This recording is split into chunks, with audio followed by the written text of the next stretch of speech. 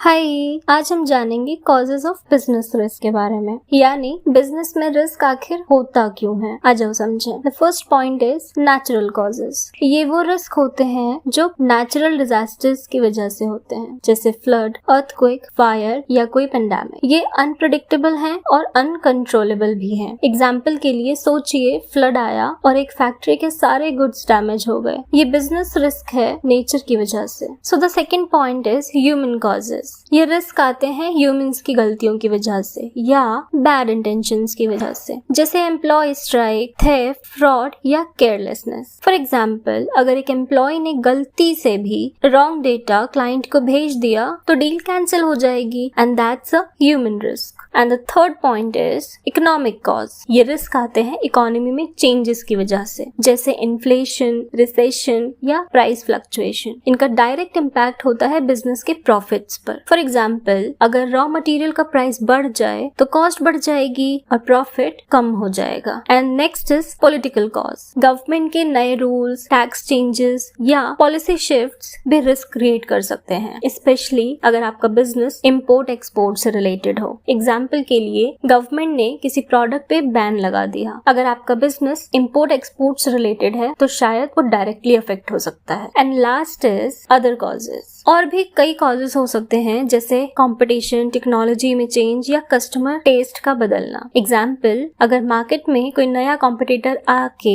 Cheap price पे product दे रहा है तो आपकी सेल्स गिर सकती है। तो लर्नर्स, बिजनेस रिस्क में मेन कॉजेज हैं नेचुरल, ह्यूमन, इकोनॉमिक, पॉलिटिकल और मार्केट चेंजेस। एक स्मार्ट बिजनेस इन रिस्क को अवॉइड नहीं करता, बल्कि प्लान करके मैनेज करता है, सो दैट वो एक अच्छा प्रॉफिट अर्न कर सके या अपने आप को किसी बड़े लॉस से सेव कर सके। ऐसे ही शॉर्ट एंड सिंपल बिजनेस ज्ञान के लिए सब्सक्राइब कीजिए यूकॉम।